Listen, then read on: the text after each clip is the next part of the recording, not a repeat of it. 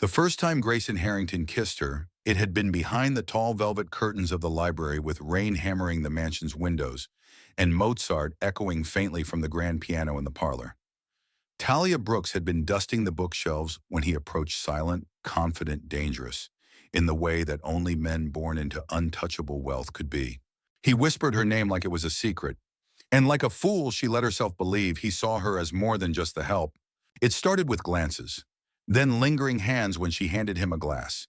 Then came the late-night soft laughter in the kitchen, conversations in his father's wine cellar, his fingers brushing hers as he passed her a corkscrew. And finally, the nights he pulled her into his room, kissed her like she was the only woman on earth, and promised things he had no right to promise. They'd lasted 8 months. 8 months of stolen moments of silk sheets and whispered futures of Grayson murmuring, "I don't care what they say, Talia. I'll protect you. You belong to me." She wanted to believe him. Against all reason and warning, she did. Until now. Grayson stood at the center of the Harrington study, the one room in the mansion she had never dared to clean, until he invited her in, not with touch, but with trust. The mahogany-paneled walls felt cold now, suffocating. The fireplace that once warmed her skin now roared like a monster behind him. "Get out of my house," he said, each word cutting like a scalpel. "Before I call security." Talia couldn't breathe. Her fingers clutched the plastic stick in her coat pocket, the positive pregnancy test she hadn't planned to show him today. But when his father had left for his business trip and the house was quiet, she'd thought maybe if he just heard her out. "Grayson," she whispered, "please, just listen." He scoffed. To what more lies more delusion? Her lips parted in stunned silence. The man she had kissed just last week, who had told her he loved her now, looked at her as if she were a stranger. "I'm pregnant," she said, trying to steady her voice. "And it's yours." Grayson's eyes narrowed.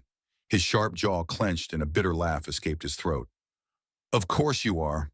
The disbelief, the disgust, it hit her like a slap.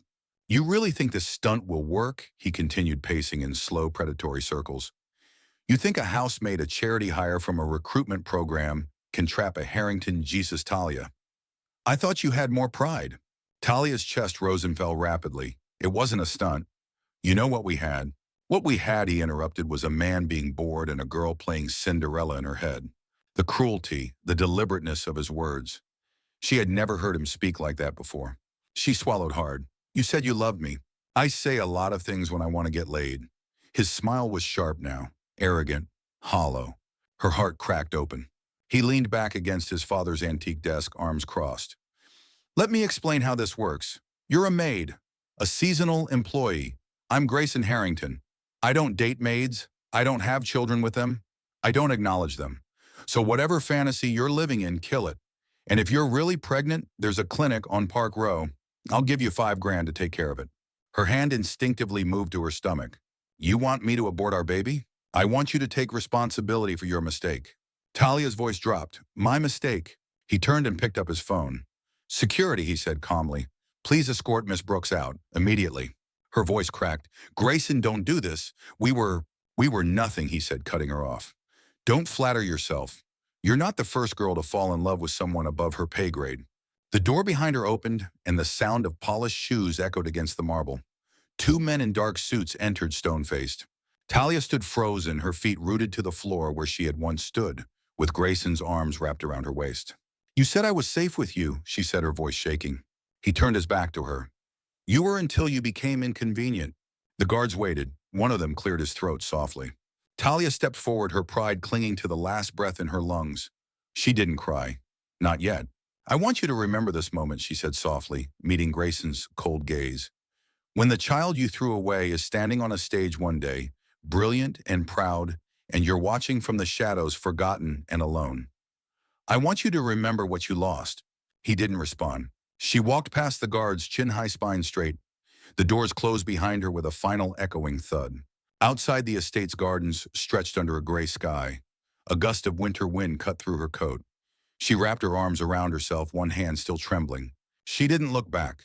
As she stepped through the wrought iron gates, she whispered to the wind, to her unborn child, and maybe to herself, "You're not a mistake. You're the beginning." And somewhere inside her, in the ruins of a shattered heart, a flame began to burn.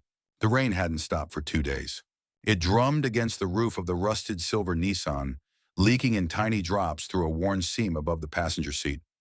Talia shifted in the driver's seat, her legs curled beneath her, and a thin blanket wrapped tightly around her shoulders. Every movement was stiff. Her body ached from sleeping in the cramped space, her back sore, from the seatbelt latch jabbing her side all night. She hadn't turned on the car in hours. There was barely a quarter tank of gas left and no money to refill it. She was saving what little remained for warmth on the coldest nights. This wasn't even the worst of them. Parked on the far edge of a Walmart parking lot, she kept her head down as people passed. Families with umbrellas, teenagers with headphones, an older man pushing a cart full of bulk dog food. None of them looked at her, and that was good. She couldn't afford to be seen. Her phone face down in the cup holder buzzed twice. She didn't move. She knew who it was, another rejection. Another, thank you for applying, but the position has been filled. She had stopped opening them.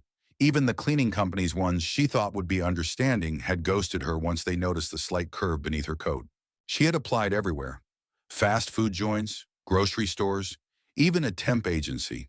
But without a permanent address and now visibly pregnant, she was invisible in all the ways that mattered. The world, it seemed, had a very small box for women like her. Step out of it, fall in love with the wrong man, make a mistake, become inconvenient, and you were quietly discarded. She stared out at the McDonald's across the street, the golden arches practically taunting her. The last thing she'd eaten was a handful of crackers she'd found in a half-open box at a gas station trash bin. That had been nearly 2 days ago. The cramps in her stomach came in slow, rhythmic pulses now. Hunger had a pattern like grief. Talia glanced down at her belly. She hadn't said it aloud yet, but she knew deep down it was a boy. She didn't know how she knew. She just did. A whisper of warmth fluttered inside her. The tiniest movement. She froze. Was that? She held her breath and waited. Then again, a light fleeting sensation like butterfly wings brushing from the inside. Her heart swelled. Tears sprang to her eyes, unexpected and sharp. He was real.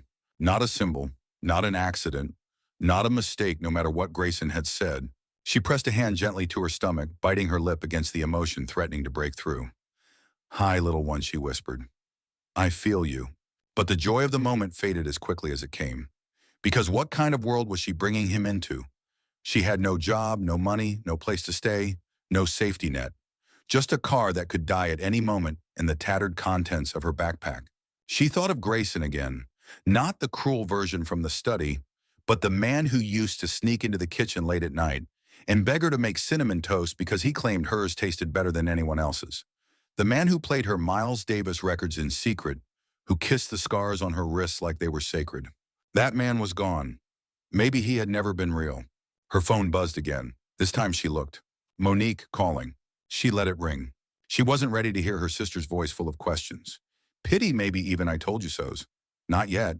Not while she was like this. A knock on the window startled her. She jerked, upright eyes wide. A security guard stood outside, middle-aged with a kind but weary face, gesturing for her to roll the window down. She cracked it an inch. "Ma'am," he said gently, rain sliding down his windbreaker. "You can't sleep here overnight. Store policy." "I wasn't," she began, but the lie faded. "I'll move." He glanced at the blanket, the condensation on the windows, the way her coat barely covered the bump beneath it. "Look," he said, lowering his voice. "I'm not trying to be cold. I've got a daughter your age. You need help." She hesitated. Her pride was a fragile thing, cracked but not yet broken. "I'll be okay," she said. He gave her a long look. "There's a shelter down off Route 19, Women's Center. Might be a wait list, but they'll help you sign up." She nodded. "Thank you." He tapped the roof lightly and walked away. She watched him go, wishing she'd asked for his name. The shelter he mentioned. She'd been there 2 weeks ago. They'd turned her away. Too full, they'd said. Come back in a month. She didn't have a month. When the rain slowed, she turned the key in the ignition. The engine coughed, then caught. The heater wheezed, but delivered a faint breath of warmth. As she pulled out of the lot, her phone buzzed again. This time a text from Monique. "Talia, please pick up. I'm worried." She stared at it until the light turned red, then green again. After a few minutes, she parked outside a closed gas station and powered down the car. The lot was empty, dark, and quiet. Only the sound of rain ticking against the roof remained. Talia buried her face in her hands. "I'm trying," she whispered. "I really am." The tears came slowly this time, silent and hot, leaving trails down her cold cheeks. She cried for herself, for the baby, for the life she thought she had. But also beneath it all, she cried with rage. Not just sadness, but fury. Grayson had thrown her out like trash. And yet here she was, still standing, still breathing. She wrapped her arms tighter around herself. I don't know how, little one, she said softly, eyes closed, but we're going to make it. Then she let the silence take her. It was cold, but it was hers. The sidewalk shimmered with fresh ice, thin and treacherous, like truth wrapped in charm. Talia staggered forward, each step heavier than the last. Her boots cracked at the seams, barely kept the slush at bay. The cold had long since worked its way into her bones, numbing her fingers even inside her threadbare gloves. Her coat hung open at the zipper, stuck on one side, refusing to close no matter how many times she tugged it. The streets around her were festive, sparkling lights, holiday banners, couples laughing under umbrellas. They looked through her, around her, past her. No one saw her swollen belly or the way she leaned slightly to one side, bracing against cramps of hunger and fatigue. She hadn't eaten in over a day. No one wanted to hire someone who might go into labor in the middle of a shift. A few had been kind enough to lie gently. We'll call you. Most didn't bother. That morning, she'd sold the last piece of jewelry. She had her grandmother's locket for $20. She'd used half of it on a bus ride downtown, chasing a job lead that turned out to be another dead end. Now the cold felt sharper than her thoughts. Talia rounded the corner past the Grand Meridian Hotel, its glass facade glowing like a monument to excess. Inside, people sipped cocktails in warm leather chairs, bellhops greeted luxury clientele with crisp nods, and laughter floated through the gold-trimmed lobby. Through the tall windows, she could see a family posing near a massive tree trimmed with silver and white ornaments. The child, bundled in a velvet coat, clutched a candy cane nearly half his size. She stopped without meaning to. Her breath fogged the glass. The ache in her stomach turned from hunger into something sharper. Grief, maybe. And then her knees gave out. The world tilted. There was a sound, a groan, or maybe just her breath escaping too fast. The sidewalk rose toward her in dizzying slow motion. She braced instinctively for the impact, her hand protecting her stomach, her vision swimming. But she never hit the ground. Strong arms caught her mid-fall, pulling her up against a chest that smelled faintly of cedar leather and winter wind. Her head rested against something warm and solid, her vision hazy with exhaustion. She tried to push away. No, no hospital, she gasped. Can't afford. The voice above her was deep, commanding. Easy. You're safe. She blinked against the cold and the blur and looked up. A man stared back, jaw sharp with concern, storm gray eyes scanning her face.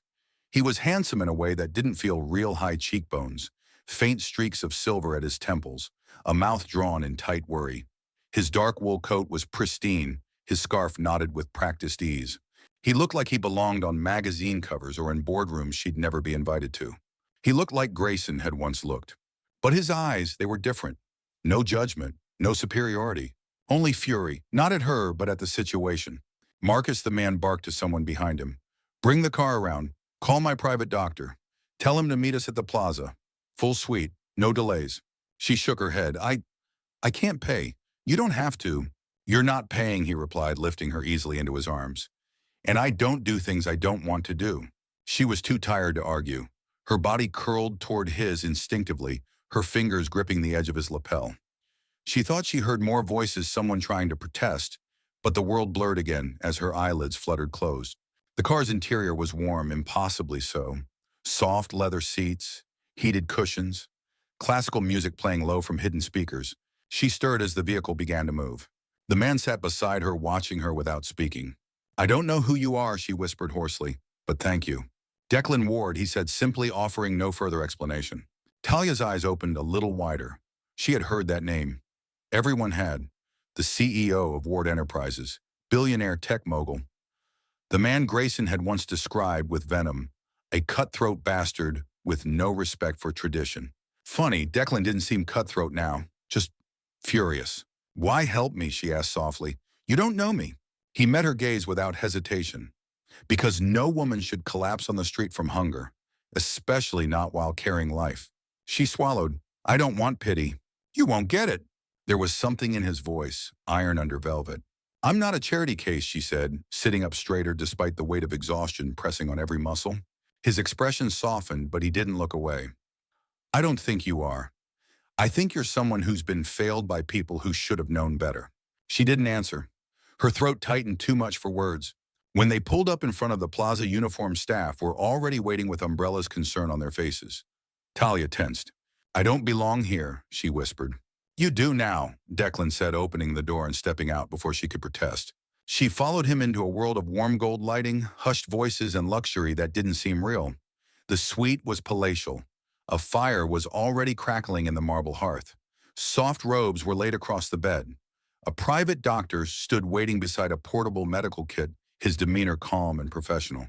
Declan didn't leave her side once. As the doctor examined her, checking her vitals, asking questions gently, Declan sat in a nearby chair, not speaking but watching. Guarding. "You are severely dehydrated," the doctor said, his voice firm but kind. "Malnourished. The baby's heartbeat is strong, but your body needs rest, fluids, and real nutrition immediately." Talia nodded slowly. "Thank you." When the doctor left to prepare an IV, Declan rose and crossed the room, kneeling by her bedside. "I've already called a nutritionist," he said. "You'll have everything you need. Safe private housing. Whatever it takes." She shook her head. "Why, you don't know me." His gray eyes didn't flinch. "Because I've been where you are." She frowned, not understanding. "I was homeless once," he said. "Slept under bridges, ate from trash bins. I survived because someone gave me a hand, not out of pity but belief." He took a breath. "Now it's my turn to offer one." For the first time in months, something inside her cracked open, not from pain but from hope. And this time she didn't cry. She simply whispered, "Okay." The sunlight filtering through the tall windows of the plaza suite was warm golden and far too gentle for the kind of day Talia Brooks expected to wake up to. For a long moment she didn't move. She was lying in a real bed, not the cramped front seat of her car, not a folded blanket on a gas station floor, but a wide, soft, cloud-like mattress with fresh linen sheets that smelled like lavender and luxury. A quiet hum of city life existed just beyond, the glass taxis, distant horns, the rustle of humanity in motion. But in here, there was only warmth and quiet. Talia blinked at the ceiling, disoriented, heart pounding, until it caught up with her memory. Declan Ward, the hotel, the doctor, the IV. It hadn't been a dream. She slowly pushed herself up. The room was tasteful, elegant. A tray rested on the nightstand beside her, warm tea, a bowl of oatmeal with fresh fruit, a note written in a firm, slanted script. "Eat first, argue later. DW." A reluctant smile pulled at her lips. The note was as infuriatingly confident as the man himself. She didn't want to be grateful. She didn't want to need anyone. And yet, she was starving. The oatmeal was still warm. She didn't question it further. She ate in silence, chewing slowly, letting her body remember what nourishment felt like. As she placed the empty bowl aside, the door creaked open. Declan stepped in, a phone pressed to his ear, a laptop under his arm. He wore a navy dress shirt with the sleeves rolled just past the elbows, revealing muscular forearms and a sleek silver watch. His conversation was brisk, surgical. "Yes, move the board meeting to Thursday. Tell Calverton I'll review the merger personally, and cancel the Singapore call. We'll handle it internally." He ended the call and looked at her, those gray eyes flicking over her with measured concern. "You're awake," he said simply. "And alive," she replied, adjusting the blanket around her. "Thanks to you." Declan placed the laptop on a side table, then sat across from her in the armchair. "The doctor said you'll need at least a week of monitored recovery. Food, fluids, rest. I can't afford to stay here for a week. I already paid for the room. I didn't ask you to. I didn't ask for permission." Her jaw tightened. "I'm not a charity case." "Good," he said without a hint of sarcasm. "Because I'm not offering charity. I'm offering opportunity." Talia narrowed her eyes. "What does that mean?"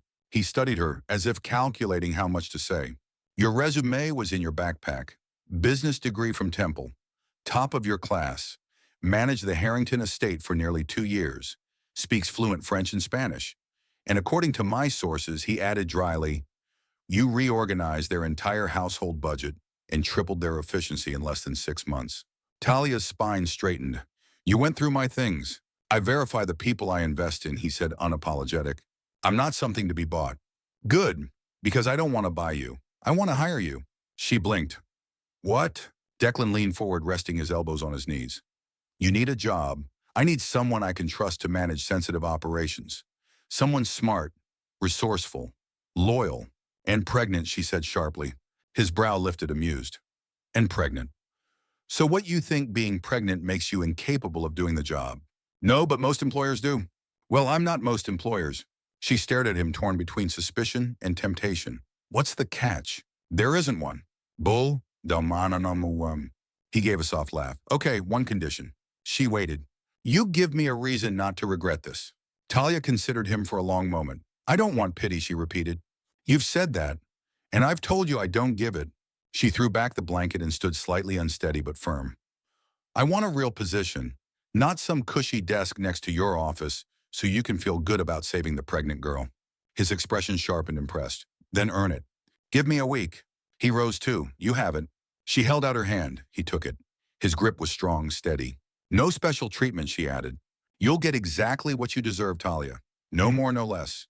The next day, Declan relocated her to a corporate apartment inside Ward Tower, one of his private residences usually reserved for top executives. It was high above the noise of the city, clean and minimal, but fully stocked. She found a closet already filled with maternity businesswear tags still on, a fridge with balanced meals, a tablet loaded with company documents and security protocols, a digital badge that granted her limited access to the building. It felt like being handed a second chance wrapped in silk and fire. Talia didn't waste time. By the second morning, she had read the employee handbook, memorized internal workflows, and drafted an operational efficiency report comparing Ward Tower's hospitality division against its competitors. She sent it to Declan's executive assistant before noon. That evening, she received a calendar invitation, meeting strategy briefing with D. Ward, 7:00 p.m. She showed up in a tailored charcoal dress that hugged her bump without hiding it. Her hair was pulled back, her notes printed and highlighted. Declan was already at the table, sleeves rolled, reviewing analytics on a touchscreen. He glanced up, and for a moment, just a flash, she saw something shift in his eyes. Not pity, not admiration, recognition. He motioned for her to begin. Talia launched into her findings, moving through data with precision. She challenged assumptions, proposed adjustments to contract timelines, and referenced market behaviors from Tokyo to São Paulo. By the end, Declan sat back and gave a slow, thoughtful nod. You're better than I expected. She raised an eyebrow. You expected me to fail. No, I expected you to impress me eventually. You're just ahead of schedule. That night, lying in bed in the apartment, she couldn't quite believe was hers. Talia pressed her palm gently to her belly. We're going to be okay, she whispered.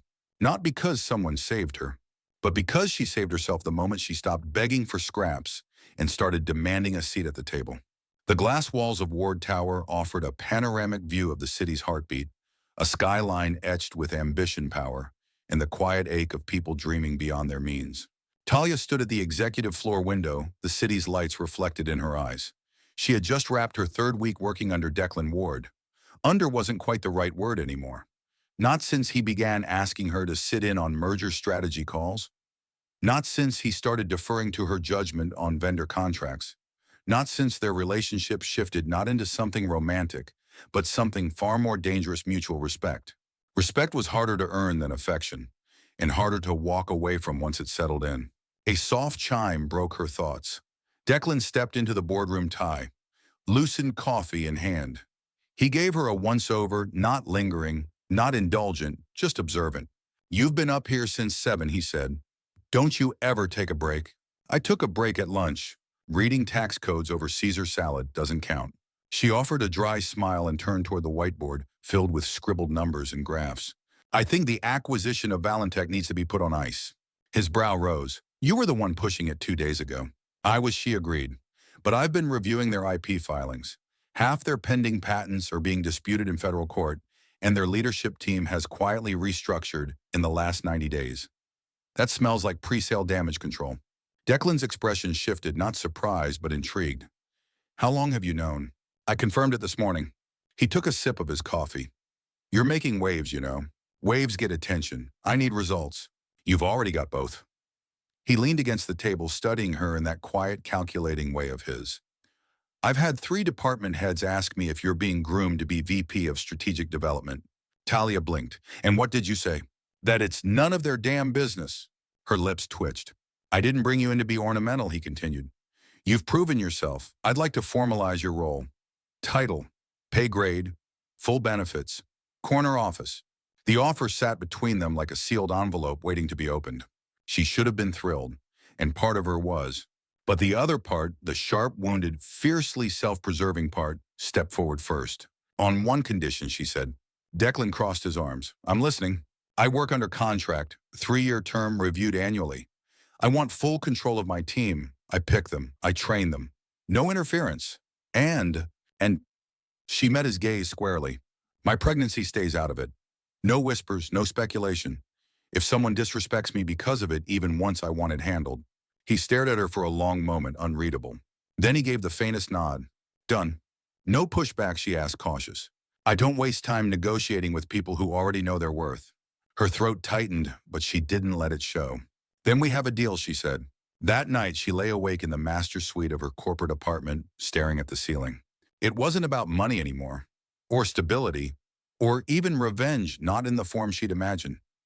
This was about proving first to herself, then to the world, that she was more than what had happened to her.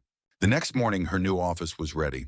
Floor-to-ceiling windows, sleek oak desk, a custom chair already adjusted to accommodate her growing belly, a nameplate that read, Talia Brooks, Director, Strategic Initiatives. She ran her fingers across the brass letters, then opened her laptop and began drafting a hiring proposal. By week's end, she had assembled a team of 6, 3 women, 2 veterans and 1 former rival, who had once beaten her out for a consulting contract at Harrington Holdings. She called him anyway, hired him on the spot. The best revenge, she told herself, is making people remember why they underestimated you. Declan watched her build. He didn't interfere, but he didn't stay distant either. They met every morning at 8:15. No excuses, no delays.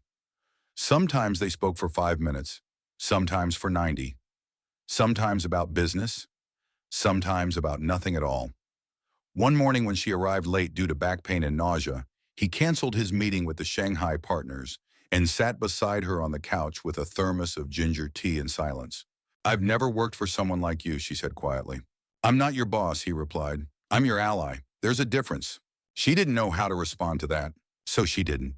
But when he placed a second thermos in her hand the next day, peppermint, this time she smiled. Weeks passed, her belly grew, and so did her influence. She signed off on 2 new ventures, helped close a 6-figure renewable tech deal in Scandinavia. Her name started appearing in trade articles, tagged in headlines that once ignored her. She attended her first industry gala in a sleek emerald dress tailored to perfection. Grayson Harrington's name never came up, but whispers of his company's decline floated through the air like perfume, subtle, inescapable. Harrington Holdings was bleeding. Rumors of infighting, stock dips, lawsuits. Talia didn't gloat. She didn't need to. Late one evening after back-to-back investor briefings, Declan knocked on her office door. She looked up from her laptop surprised. Thought you left an hour ago. He stepped in holding a folder. Something came across my desk I think you should see. She accepted the folder and opened it. The first page stopped her breath. A job listing. Director of Operations, Harrington Holdings. Responsibilities nearly identical to her current role. The description emphasized loyalty, discretion, and familiarity with high-pressure environments. Below it, a note from a recruiter. Urgent. Mr. Harrington instructed we reach out to Ms. Brooks immediately. Position offers full relocation, 7-figure base salary and equity. Discretion guaranteed. She stared at it, then closed the folder. Declan watched her silent. You didn't have to show me this, she said. I did, he replied, because I trust you, and because he doesn't deserve a second chance to fail you. Talia stood and crossed to the window, arms folded over her belly. I'm not the same woman he discarded, she said, and I'm not going back to prove it. Declan's voice was quiet. I know. She turned, locking eyes with him. There's a difference, she said, between being rescued and being given room to rise. You did the second. A small smile tugged at his mouth. And you soared. She didn't smile back, but her silence said everything. As he left the room, she whispered to herself, this time I make the rules. The launch party for the Orion project was held on the 57th floor of the Ward Tower, beneath a ceiling of crystal fixtures and a backdrop of city lights that stretched forever.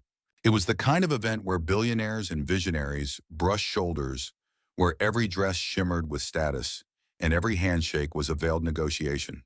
And in the middle of it all stood Talia Brooks, poised, glowing, and unmistakably in command. She wore a satin midnight blue gown tailored to her shape, her bump proud beneath a soft drape of fabric. Her hair was swept up in elegant coils, her eyes lined in confidence, her lips calm and precise as she spoke to a European investor who was clearly trying not to stare, not at her body, but at the way people moved around her, deferring, respecting. Across the room, Declan Ward stood in conversation with the governor's trade advisor, but his eyes kept drifting back to her, not possessively, not protectively, with pride. Since she'd signed her executive contract 8 weeks ago, she had led 3 successful deal closures, brought in new international partners, and reduced 2 departments' expenditures by 15%. But none of that defined her presence more than this: people listened when she spoke. And when they didn't, she made them regret it, not with cruelty, but with clarity. She now carried herself like someone who had already walked through hell and made it out holding the map. As the violin quartet transitioned into a smooth jazz number, Declan approached with 2 glasses of sparkling cider. Non-alcoholic, he offered, handing her one. In case anyone forgot who's carrying the future around here. She smirked. Are you trying to flatter me, Mr. Ward? I don't try, I succeed. She sipped and then looked around the room. They're all waiting to see if I slip. Then give them a better show. Don't slip sore. I'm not interested in performing. I know, he said. That's why you're winning. Just then his assistant approached, whispering something urgent. Declan frowned slightly, nodded, then turned back to her. There's someone here who shouldn't be. Talia tilted her head. Security issue? Not exactly. Before he could explain further, a hush spread across one end of the room. Guests turned subtly. Curious glances, whispered names. And then she saw him. Grayson Harrington. Clean-shaven, expensive suit, but thinner than before. Not just physically, but in presence. Like someone who had once wielded influence like a blade, but now gripped the hilt with trembling hands. He spotted her instantly. And for a moment, the room disappeared. He walked toward her, not rushed, but deliberate. People parted for him, partly out of recognition, partly out of discomfort. Ward's staff glanced at Talia, waiting for her reaction. She didn't move. Grayson stopped a few feet in front of her, his eyes dragging slowly over the curve of her belly, then back to her face. Talia, he said softly, you look...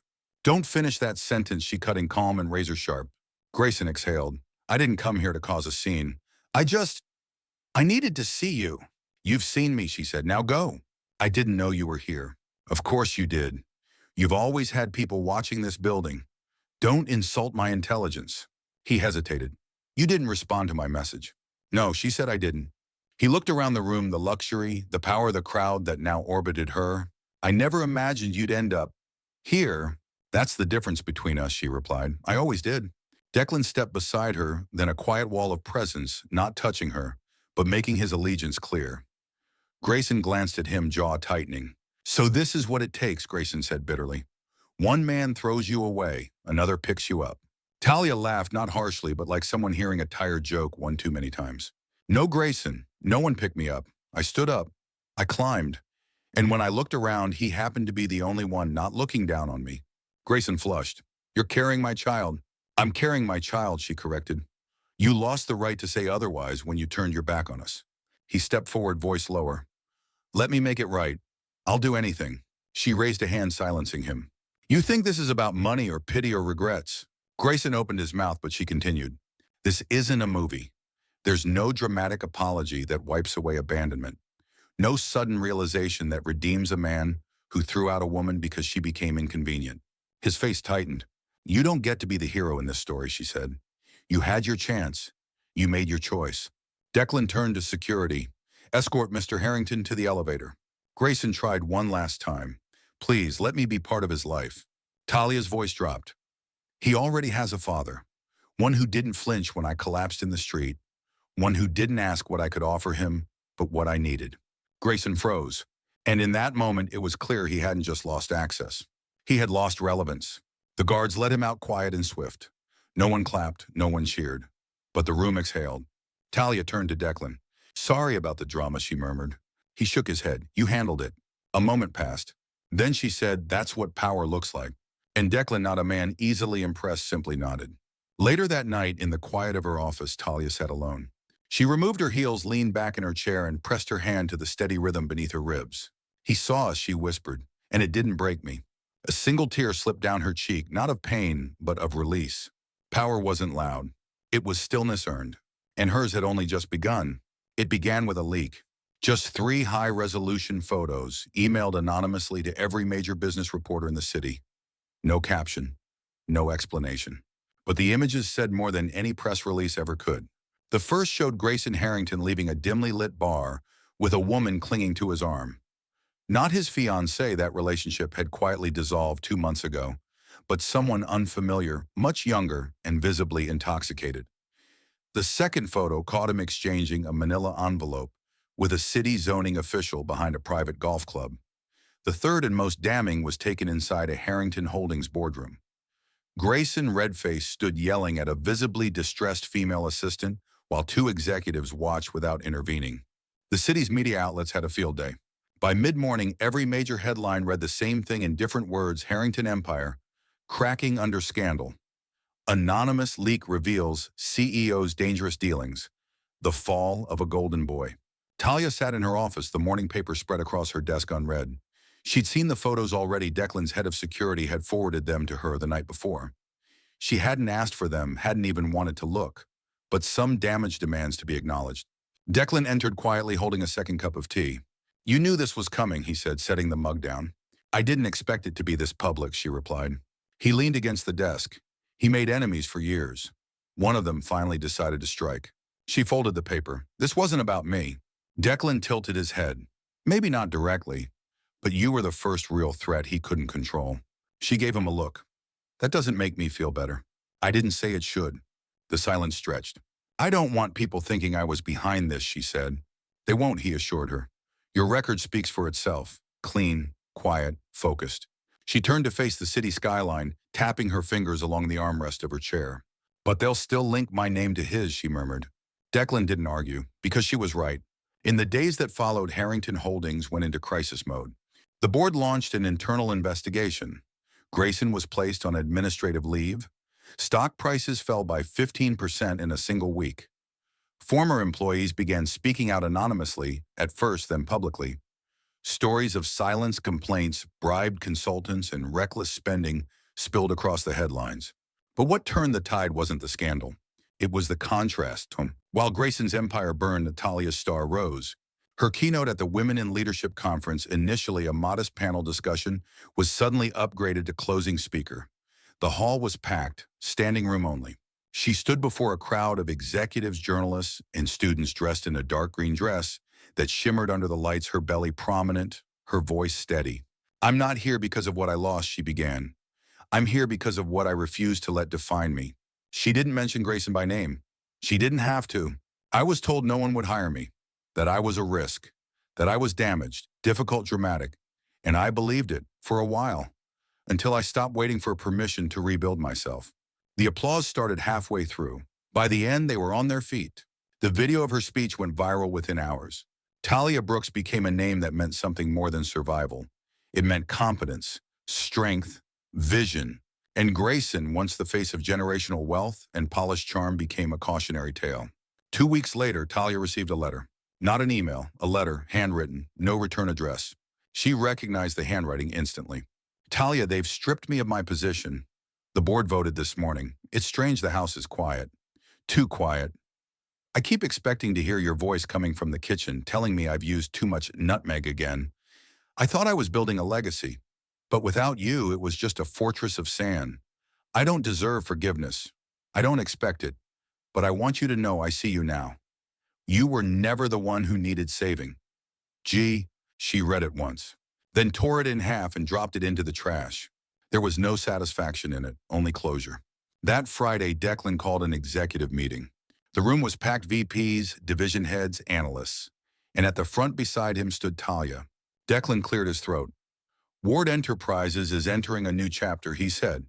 "And as part of that, we're restructuring our global initiatives." He turned to her. "Talia." She stepped forward, hands calm, voice clear. "We're launching the Ascend Initiative, a leadership incubator designed to support women and underserved professionals in strategic roles across our international branches. This isn't about optics. It's about talent. And we're going to find it where others failed to look." The room murmured in surprise, then applause. One of the older VPs leaned toward Declan and whispered, "She's changing the company."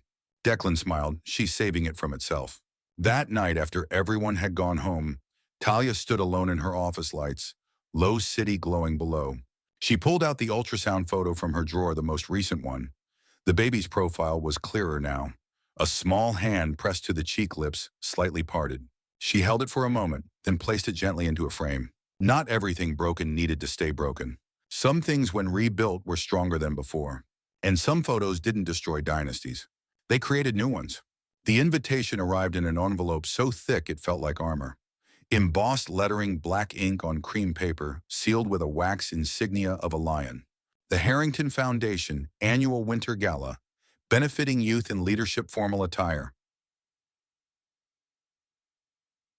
By invitation only, Talia stared at it for a long time. The irony wasn't lost on her. The Harringtons, or what was left of them, were hosting a gala to promote leadership, while their own dynasty was hemorrhaging dignity in the press. She doubted the idea had come from Grayson. More likely it was his father's desperate attempt to stabilize public image before the board dissolved the foundation entirely. She wasn't sure whether the invitation was an oversight or a calculated jab. She almost declined. Almost.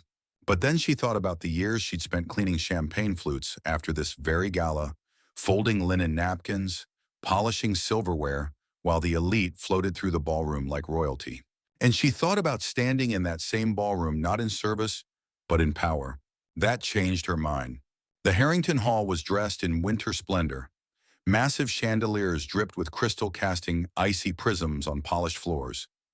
Waiters in white gloves passed through the crowd with trays of sparkling cider and champagne. Orchestral music drifted from the balcony, subtle but commanding. And when Talia stepped through the entrance, the room stopped breathing. She wore crimson, a long silk gown that clung to her curves and billowed like fire around her legs. Her hair was pinned in a high twist, bold earrings, catching the light with every movement. And on her arm, Declan Ward, crisp and black, silent in strength. She wasn't there to be subtle. She was there to be seen.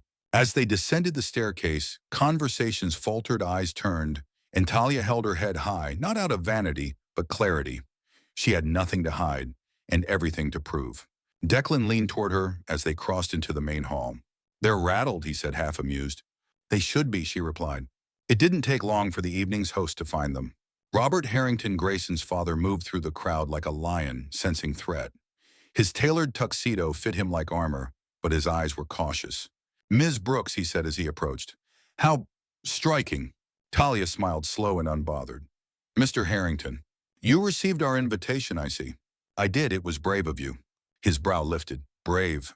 To remind your donors of your foundation's mission while your son's name still trends under legal investigation."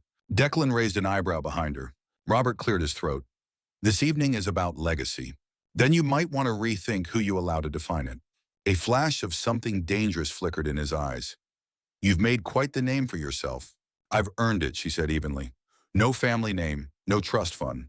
Just the will to stand up when men like your son tried to push me down." Silence stretched. Guests nearby leaned in, pretending not to listen. Robert stiffened. "If your purpose here is to humiliate us, my purpose," Talia cut in, "is to show the young women in this room that power can wear a red dress, carry a child, and still outthink everyone here." With that, she turned. Declan followed without hesitation. The rest of the night unfolded like a performance in slow motion. Talia mingled. She answered questions about her initiative. She spoke to donors about equitable hiring. Every conversation, every handshake was measured and intentional. And yet she felt it, the rising tension in the room. The expectation. They were all waiting for one thing. For him. Grayson arrived fashionably late, flanked by two former board members and a PR handler, who looked ready to leap in front of a camera at any moment. He looked thinner, older, like someone fighting for air in a room full of sharks. He caught sight of her instantly, but this time he didn't approach. He watched from the shadows, drink untouched, his jaw set. Whatever plan he had, apology, confrontation, grand gesture, it died the moment he saw her surrounded by allies standing at the center of attention, not as a cautionary tale, but as a symbol of reinvention. It was over, and he knew it. An hour later, the lights dimmed. Robert Harrington took the stage speaking about tradition, legacy, and opportunity. He thanked donors, highlighted scholarship recipients, and then gestured toward a long table at the side of the ballroom. And now he announced, "We honor one of the most influential figures in corporate leadership this year, a woman whose rise has redefined resilience and excellence. Please join me in recognizing our special guest, Miss Talia Brooks." Gasps, scattered applause, confusion, approval. Talia blinked. This was unexpected. Declan leaned close. "You didn't know." She shook her head, not a clue. He smiled. Well, go show them why you deserve it. The spotlight found her as she rose. She moved toward the stage, each step deliberate. Her crimson gown caught the light like a flame. Whispers followed her, but she didn't flinch. When she reached the podium, Robert stepped back, leaving her to face the crowd alone. She took the mic. I wasn't always welcome in rooms like this, she began scanning the ballroom. Not because I lacked ability, but because some people couldn't recognize it beneath my silence, my service, or my circumstances. Murmurs. Tonight I accept this honor, not as validation, but as recognition of the work ahead. Because we cannot keep applauding survival while ignoring the systems that made survival necessary in the first place. It paused, no one dared interrupt. I stand here not despite being pregnant, not despite being underestimated, not despite being abandoned, but because I refuse to stay buried beneath the labels others tried to pin on me. She met Grayson's eyes across the room. He didn't look away. I don't want your sympathy. I don't need your applause, but I'll take your attention and use it. The room erupted in applause. Thunderous, reluctant in some corners, enthusiastic in others. But no one remained seated. When she stepped down, Declan was waiting. You didn't write that speech today, he said. Nope, she smiled. I wrote it the night I left the Harrington estate. Outside in the winter air, she paused at the top of the marble stairs, taking in the city lights. Declan came to stand beside her. What now, he asked. She looked out over the skyline, hand resting on her stomach. Now she said, I built something no one can burn down? The hospital room was dim, quiet, and filled with the low beeping of monitors. Outside, the wind rushed past in heavy gusts, tugging at the windows like impatient hands. Inside, all was still.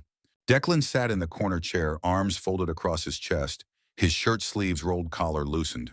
He hadn't moved in hours.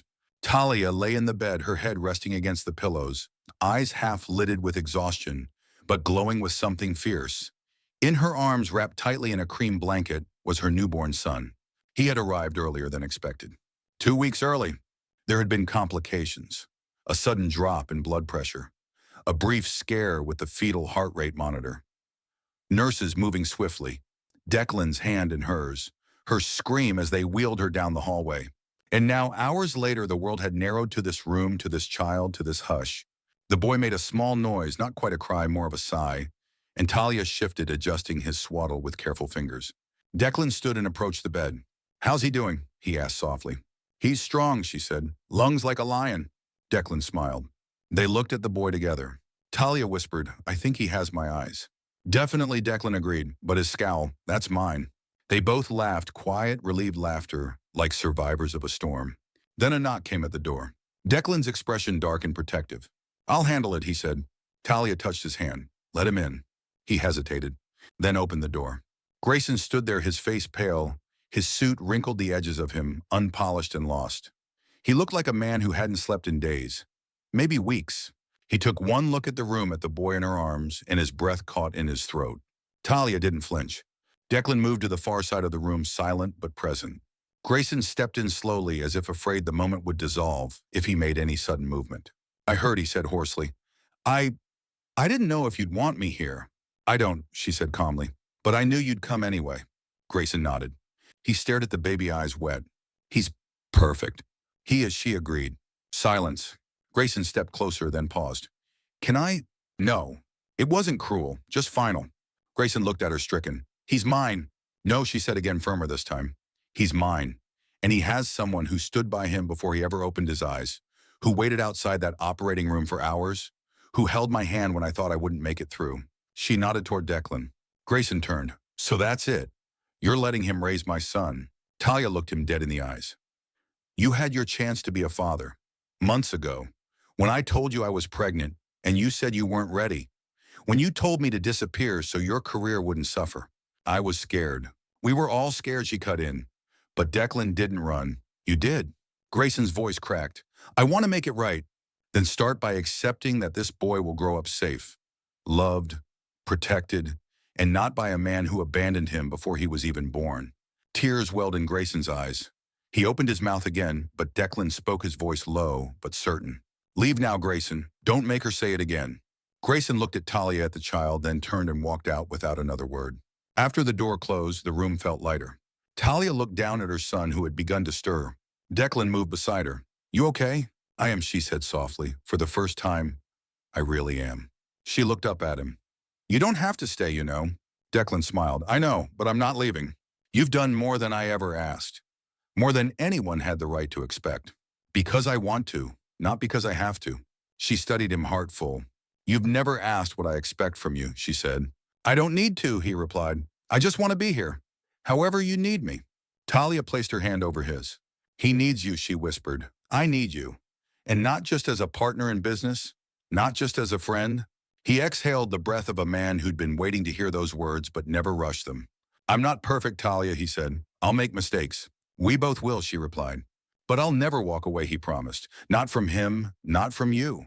They named the baby Elijah. And in the days that followed, the hospital staff came to know his name well. A healthy cry, a quick grip, a pair of eyes that seemed older than they should be. Declan filled out paperwork without being asked. He stayed for feedings, walked the halls during sleepless nights, rocked Elijah when Talia couldn't keep her eyes open another second. There was no ceremony, no grand announcement. Just one quiet morning a week later, when Talia turned to him while packing the baby bag and said, You're his father now. Declan paused, then nodded, not with triumph, but with reverence. Months later, on Elijah's first trip to the Ward Foundation headquarters, a staffer handed him a onesie that read, CEO in training. Talia laughed. Declan grinned, too subtle. She kissed him not just with love, but with gratitude, with faith, with memory. Grayson Harrington never reached out again. Talia never spoke of him, because blood might carry history, but love builds legacy. And fatherhood, real fatherhood, isn't about biology. It's about presence. It's about sacrifice. It's about staying. The first time Talia walked into the house on Rivermount Drive, it was nothing but bones. An abandoned Tudor with ivy-choked walls and dust-laced windows, once owned by a publishing magnate who died without an heir. The estate had lingered in probate for years, its beauty wasting beneath neglect. But where others saw ruin, Talia saw foundation. I want it, she had said to Declan the moment they stood on the overgrown path beneath a sagging portico. He had blinked. It's going to take millions to restore. I don't want to restore it, she said. I want to rebuild it, my way. Now, 18 months later, the house stood renewed, but not returned to its former glory. It had evolved. Gray stone met warm cedar. Floor-to-ceiling windows bathed every room in light. Where a musty library had once stood, there was now a music room with a piano that Elijah had already learned to bang on with delight. The grand staircase had been widened, softened, adorned with photographs instead of oil paintings. The home didn't echo with the ghosts of old money. It pulsed with life. It was hers. That morning, Talia stood barefoot in the open concept kitchen, the scent of cinnamon rolls and brewed coffee curling through the air. Elijah babbled from his playmat in the sunken living room, a stuffed lion in one hand, a wooden block in the other. Talia wore a silk robe, her curls swept up loosely.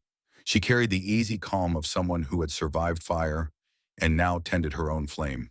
Declan entered, still in gym clothes, a towel slung over his shoulder. He paused at the threshold, watching her as she moved around the kitchen with the kind of elegance that had nothing to do with effort, just presence. You're staring, she teased.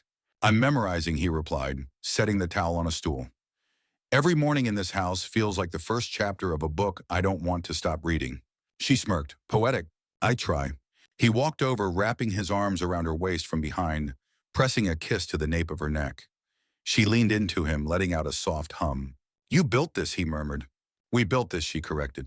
No, he said gently. You dreamed it. You dared it. I just made sure no one got in your way. She turned to face him, eyes shining. That's why I chose you. Later that day, the three of them sat under the backyard pergola, Elijah crawling between them in the grass, his laughter bubbling like music. Talia watched him with a look of quiet awe. I used to think castles were things built for us, she said suddenly. Things we inherited or earned by playing someone else's game. But now I know. You don't inherit a castle. You claim the land. You lay each brick. You fight for every corner. Declan looked at her, listening. I didn't win, she continued. I rewrote the map. You did, he agreed. And now every woman watching you knows she can too. She smiled, eyes misting slightly. It's not about revenge anymore, or even proving them wrong. What is it about? Peace, power, home. Elijah squealed, rolling over and waving a fistful of grass at a butterfly. They both laughed. Then Talia's phone buzzed on the table beside her. A message. From Asha Monroe, subject Forbes, feature draft final review needed. She opened it, skimmed the article. Halfway down, she froze. A headline bold and certain. Talia Brooks from exile to empire. There was a quote in the sidebar. When they closed the door on me, I built a house with no doors, only open sky. She hadn't even remembered saying that, but it felt right. That evening, as the sun dipped below the trees, casting golden shadows across the marble floors, Declan brought out a small box. He didn't get down on one knee. He didn't stage a performance. He just placed it in her hand as they stood on the balcony, Elijah asleep inside. Talia opened the box to reveal a ring minimalist, brilliant, and utterly unique.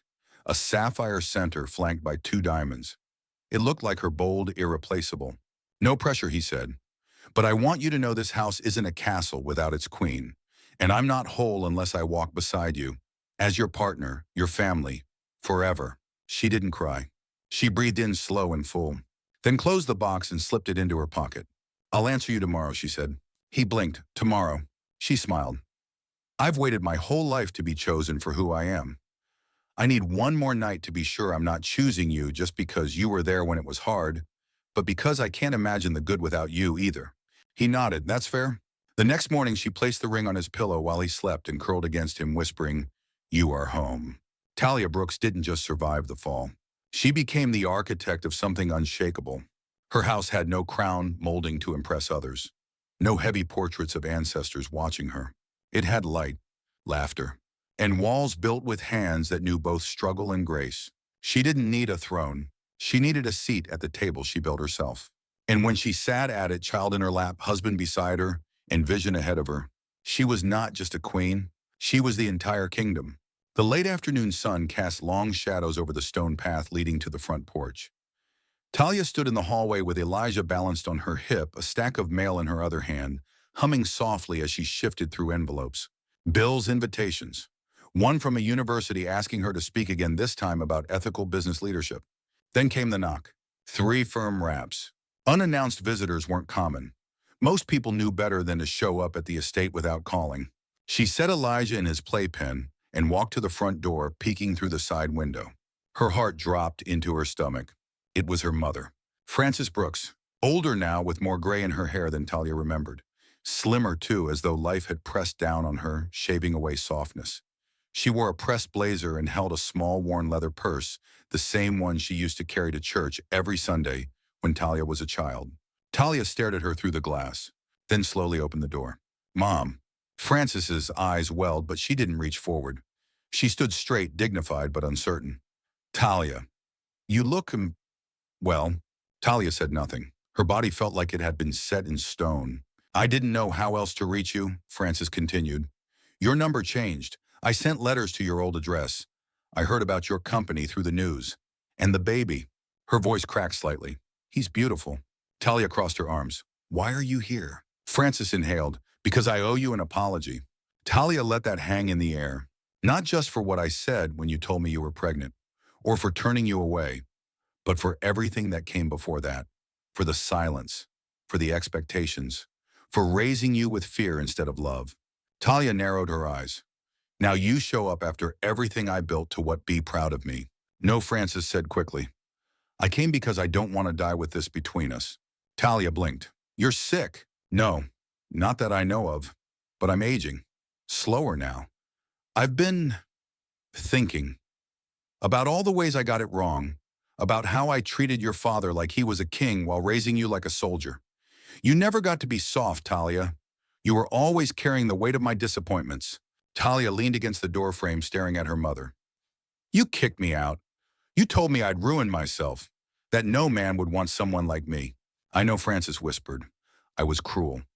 I said those things because I was scared, because I thought I had to preserve your dignity, when in truth I was just projecting my shame." Talia clenched her jaw, trying to hold steady. Frances stepped forward just 1 inch. "I've seen what you've become. I've watched your speeches. I cried watching you at the gala. You carry yourself with power and grace, and I realized I don't even know the woman you've become, because I was too stubborn to love the girl you were." Talia felt the tears building, but refused to let them fall. "Not yet." Frances pulled something from her purse, a small velvet pouch. "I don't expect forgiveness," she said, "but I brought this. It belonged to my mother. She gave it to me when I left for college. I didn't give it to you because I thought you hadn't earned it. But I was wrong." She handed the pouch to Talia. Inside was a locket. Gold. Worn, but polished. Talia remembered playing with it as a child, tracing the engraved initials with curious fingers. I don't want anything, Francis said. I don't need a room in your house. I don't need your money. I need to tell you that I see you now, and I'm sorry for every moment I didn't. Talia stood in the doorway, the locket warm in her palm. Is that all? She asked quietly. Francis nodded. Unless you'll let me see my grandson. Talia turned and looked through the open foyer toward the playpen. Elijah sat quietly watching the colors of his toy flash in rhythm. He looked up as if sensing her gaze. She took a long breath, then opened the door wider. 10 minutes, she said. Francis's shoulders shook with relief. Thank you. They sat in the living room. Talia didn't offer tea. Francis didn't ask. Elijah stared at the stranger for a long time before crawling into his mother's lap. She lifted him gently and sat him near Francis on the floor. He's so calm, Francis said softly. He's watched me survive storms. He knows peace when he sees it. Francis nodded. He looks like you did as a baby. Talia didn't respond. Francis looked up. Do you hate me? No, Talia said, but I stopped needing you. It wasn't cruel, it was truth. Francis lowered her eyes. I don't know if I can ever fix what I broke. You can't, Talia said, but you can choose not to break anything else. She gestured toward Elijah. If you want to be part of his life, it has to be on terms that protect him. That protect me. Francis looked up blinking. Yes, anything. No sermons, no guilt, no rewriting history. You want to be in this house, you come with softness, with humility. Francis nodded. I will. Talia stood. Then this door stays open, a crack, for now. After Francis left, Declan came down from the upstairs office, where he'd quietly remained, giving them space. How did it go, he asked. Talia looked at him weary but lighter. I let her in, she said. He placed his hand over hers. That was brave. I didn't do it for her, she whispered. I did it for me. So I don't carry resentment like she did. So I don't pass it on. Declan kissed her forehead. You're rewriting more than your own story, Talia. You're healing a whole bloodline. She exhaled deep and long. For the first time, her past didn't feel like a weight on her chest. It felt like a lesson she no longer had to revisit. The sky was streaked in watercolor pastels as the morning sun rose over the city. From the corner window of her office at the top of the Ward Brooks Innovation Center, Talia stood still, letting the golden light wash over her. Below, the streets buzzed with life students hustling across intersections, buses humming by, people pressing coffee cups to their lips while checking phones. The world moved forward, unaware that one floor above, a woman stood at the helm of an empire she built from ash and grit. Declan appeared in the doorway, holding 2 mugs of coffee. They're setting up the stage, he said. Good, Talia replied, her voice clear. Let them finish without me. I want to walk out last. He walked toward her, setting one of the mugs on the windowsill. You sure you're ready for this? She turned to him, a half smile playing on her lips. I've been ready since the day they told me I wasn't enough. He took a deep breath. It's a big day. First official announcement of the foundation, press, cameras, panels, your name going up on the building. She looked past him out the window again. It's not just a name, Declan, it's a statement. Outside, workers were carefully placing the final brass letters on the new facade. The world would see it in minutes. The Brooks Center for Equity and Innovation. She hadn't added Ward, not because she loved Declan any less, but because the name Brooks had once meant silence. Now it would mean power, legacy, leadership. It would mean her. The day unfolded in waves: the morning ribbon-cutting ceremony, the keynote address in the open-air auditorium, a surprise appearance by the governor, and hundreds of alumni, donors, and young entrepreneurs flooding the halls. Talia moved through it all with practiced grace. Holding Elijah's hand, she introduced him to foundation leaders, gently reminding people that legacy wasn't abstract. It had a face, a voice, a future. She delivered a short speech near noon without a teleprompter or notes. When I started this journey, I didn't think about legacy, she began. I thought about survival. I thought about food safety, about protecting what was growing inside me when the world shut every door. She glanced at the crowd, many of them now standing. But I realized something powerful. Legacy isn't built when you arrive. It's built on the days you keep going when no one is watching. It's built in silence, in parking lots, in hospital rooms, in late nights with no sleep and still showing up anyway. She paused, her gaze sweeping over the audience. And one day, if we do it right, our children won't have to rebuild from rubble. They'll inherit blueprints. The applause lasted 3 full minutes. Later that night, after the crowds had left and the final checks were written, Talia stood on the balcony of her home, arms wrapped around herself, watching stars blink to life. Elijah had fallen asleep in Declan's arms hours ago, curled up with a new book gifted to him by a young woman in the mentorship program. For the next CEO, the card had read. Talia sipped tea and let the wind play with the loose strands of her hair. Declan joined her quietly. "Do you know what your mother told me today?" he said. She looked over. "What?" "That you broke the curse." Talia chuckled. "What does that mean?" "She said every woman in your family fought the world alone and silent, and that you're the first to fight with your voice and win." Talia's throat tightened, but she didn't look away. She also asked if you might ever speak at her church. Talia smiled soft and real. "Maybe someday." Declan looked at her, something unreadable in his eyes. "I meant what I said last week." She raised a brow. "Which part?" "That if you ever want to change your name again, I'd take yours." Her smile widened. "You're serious." "I am. You built this name into something that deserves to live on. Not just through me, through Elijah, through the world." Talia stepped closer, her forehead pressed against his. "We'll all carry it," she whispered. Weeks later, a law firm filed the official paperwork. The foundation, the company, the trademarks, all would now carry one name, Brooks and Ward Collective, but led by a founder with a singular signature, Talia Brooks. The press noted it. The business world adjusted. And the next generation of women watching from behind computer screens or scholarship stages whispered it to themselves. "Someday I'll be like her." Years later, Elijah would walk the halls of the Brooks Center, his fingers trailing the railings his mother had designed, pausing to stare at the oil painting hanging above the atrium. Not the kind of painting his grandfather once hung, no stiff portrait or cold stare, but a canvas of light. Talia, standing with her arms crossed the city behind her, her face alive with fire and calm. Below it, a plaque. Talia Brooks, visionary, mother, architect of legacy. And beside that, another line etched in gold. She didn't inherit her legacy. She built it, brick by brick, word by word, name by name.